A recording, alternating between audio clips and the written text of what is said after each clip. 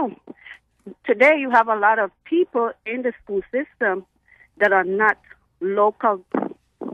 And maybe they have a different perspective. They don't have that emotional bond with the territory that the local teachers would have. Right, but you say the issue, my Crucian educator, is that if you don't have young people who want to go into the teaching profession from here, and you need teachers to teach our students, what do you do? Because nobody, instead of rah-rah all the time, encourage people to continue the education and get in school and stay in school. But people dropping out because they're listening to people who encouraging that type of aberrant behavior. That's my problem.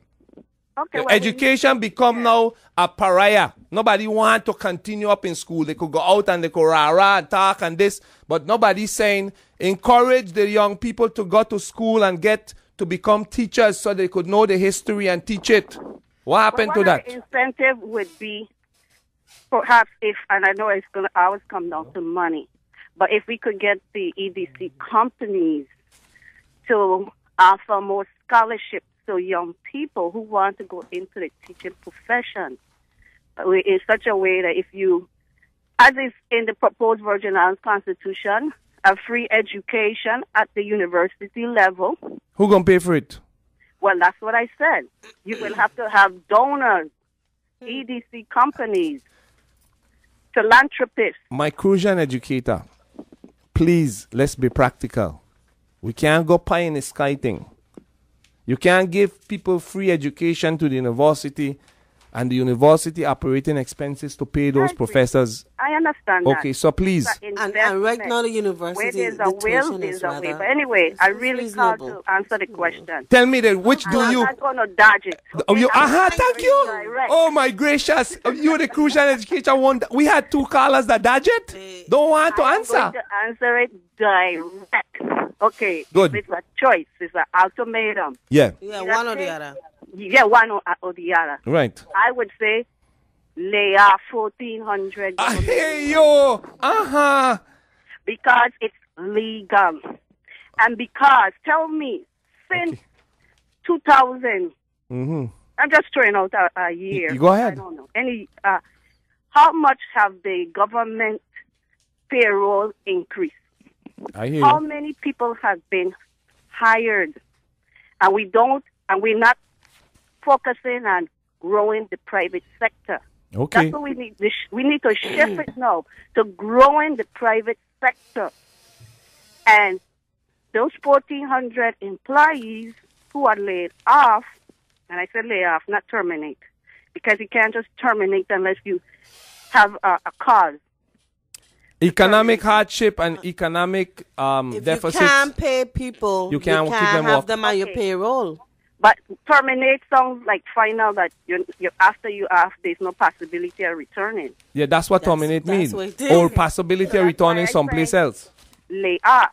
No, but the governor is terminating because he has to reduce. Okay, all right. We'll terminate then. Okay, so you don't terminate. Okay, now, what go about to the number tax? 2, the tax. The tax? No, we need to encourage more businesses here. And that's why I was very disappointed that this legislature is not working feverishly to have these hotels come in like Paul Golden Resort. How you mean we working feverishly? In my opinion. We bring a bill that was improperly drafted simply to get it on the table. In my opinion. That's our opinion. That's our opinion. No, but the opinion you have to. What's your opinion? We're not working feverishly? No. Well, what about the bill that we bring to the floor? Rushed, simply to get it on the table. Yeah, I should trash it out during the committee hearing. I know all the ticks. And then don't wait until the last minute, give people hope that everything is okay, and then send it back to committee. It was sent back to committee because as people reviewed it, they found a lot of problems with it. You know how long that project there on the table, and you know how long. That's my point. But you know how long this government have been working with Paul Golden. Do you know how long? Listen. So, and if they didn't want it, they would have voted down. It wasn't voted down. It's still very much alive. It just needs to be tweaked. Listen, the bill as drafted by the my Crucian educator, the bill that's drafted by the developers, because the developers is the one that were pushing the bill. They have no security or protection for the government in it. That makes sense to you?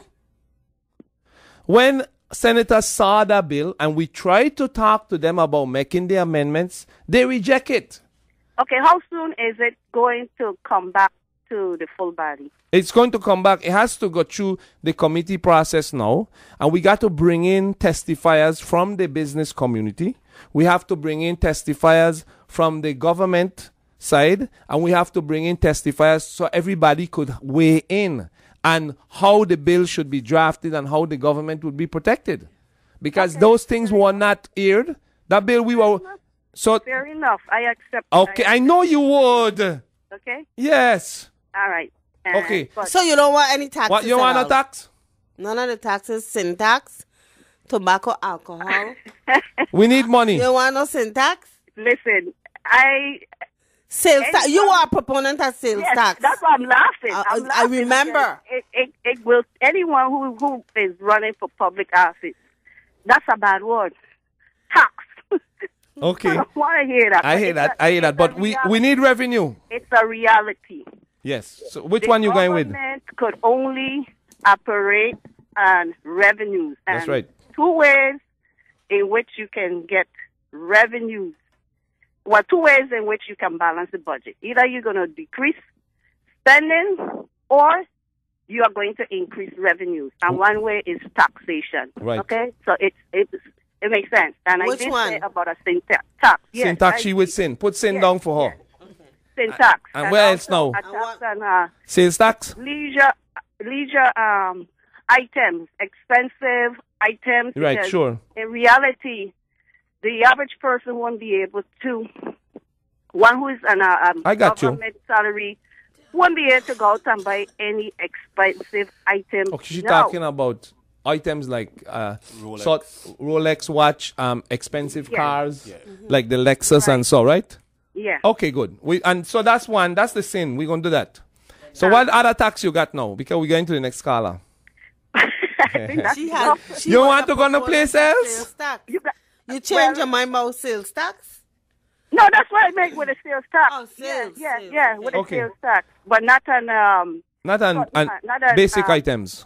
Right, not I on got you. basic items, necessities like food and medicine and so. Medicine, right. Okay, good. Yes, I'm in favor of a sales tax. So she got sin and sales. Okay, my Crucian educator. Thank you. Okay. Thank you. I'm not afraid to express my thoughts. Well, Thank I'll you. tell you. Have a wonderful day. Yes. Let me say this before we go on. You know, it's easy to hear people talk. But when you ask them questions, they got to make a decision. Some of them can't make the decision. And we had two, they want to answer the question. And that is the difference between a leader who will take their bull by the horn, make a decision, and live by your decision. Sometimes in the Senate, we got people not voting till after the thing done, and then they change their vote. They don't want to vote. This is the same type of indecision that have a society in chaos. You can't have leaders who indecisive. People got to make decision. And the decision has to be made according to the question not asked. Now, what you want, if the question is being asked a certain way, answer it. They're done. Take a decision. But the questions are very straightforward. Oh, yeah, but we know why. You know, people afraid to take position because they don't want to stand up for what they believe. Good morning, Carla. Morning, Carla. Good morning. I hesitated calling to speak to you. Okay. The only way to deal with you is straight up. With who? Me or Carol? No, with you. Okay, who you this is? Not to talk behind your back, not to go wrong the road saying what you say, not to go wrong the road saying what you do, but to talk to you straight and tell you. You came to our meeting at the AFT. You understand, Senator Russell? You invited me, yeah. You came there, and I didn't see no whole heap of police around you. So you felt very comfortable coming around people. There's no need to be fearful of what?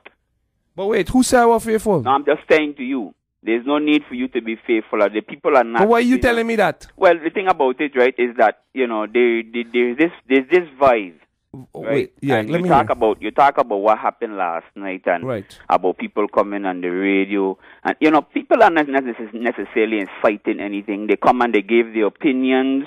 And, as you can see, you came into the auditorium with all them teachers and nobody treated you bad. Nobody disrespected you. But wait, why should I be afraid? I'm saying that, our community is the issues in our community have to do with the lawlessness of our elected leaders. What's the lawlessness you're talking about? The lawlessness of the greed. No, wait. Greed don't mean lawlessness. Greed don't mean lawlessness? No, when greed... you're going contrary to the laws that every average citizen have to abide by. Me go down the road and take $100. Me go down the road and just smoking a joint or doing whatever, breaking the law. Right. You will pay that penalty. But here it is. Here it is, our elected leaders. Wait. What are you talking about? Greed is greed. Greed is greed. But greed don't mean that you're lawless. It means that you might want to take more than you are allotted, but it don't mean that you're breaking the law. You can't as a leader be an extortionist. Wait, okay. And that is what is going on between let me the say Senate this to you. and the administration. No, let me say this to you. Let's go back to me appearing before the teachers union. Again, thank you. Thank you for coming there.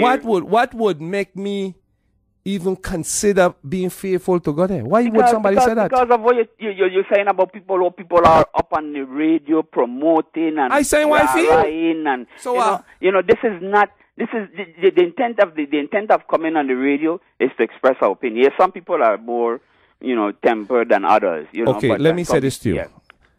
When people elect me, it's my responsibility to go, talk to them, and respond. I ain't afraid nobody. Why should I be afraid of anybody? But that's what I'm saying. That's what I'm telling everybody. You came there and you had you had 50 bodyguards. Just like the governor, he don't have no need to be fearful.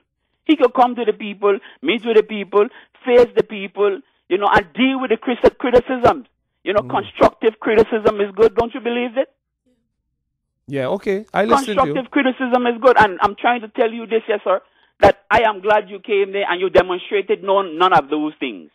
You would expect me to demonstrate fear? I am telling you, I'm glad you did that demonstrated. And that is the kind of leaders we need. People who gonna come up and face the constituents. Okay. But the thing about it is that... Well, thank you for the voter confidence. Well, I'm telling like you. that. Go ahead. Well, you come from Mali. Right. I come from Frederickstead. You know Mali. You know what Mali stood for. Yes. And I grew up in a place where dignity and pride and a sense of who you are is part of how we grew up. So I don't have... I mean, my view of it is this. I enjoyed me coming before the teachers union. Listen, and but it was good. You enjoyed it so much, why did you not take the suggestions given to you and go back to your member? You know why you did not take it? And I believe you did not take it because when we gave you a suggestion, and that's what a lot of the members in the audience at that meeting gave you, a whole heap of suggestions. Yes. You said, and I think one document that the president, I think he put together a document and he gave it to you. Right. You watched it and you laughed. You say, I know who gonna have problems with this. So you laughed at the even same proposal that was given to you, Senator. So we knew that it wasn't going no place. Hold up. Don't interpret my laughter. Yeah, don't interpret. I don't need to interpret. I see what has been done. Well, let me answer you right now. I was very pleased, and my laughter was one of joy that you guys had taken the time to really evaluate the proposal and come up with an excellent plan. That's right. So why is laughter $70,000 and above? You take laughter as you should have addressed the sliding scale. Was to address everybody making $70,000 and up, and you laugh.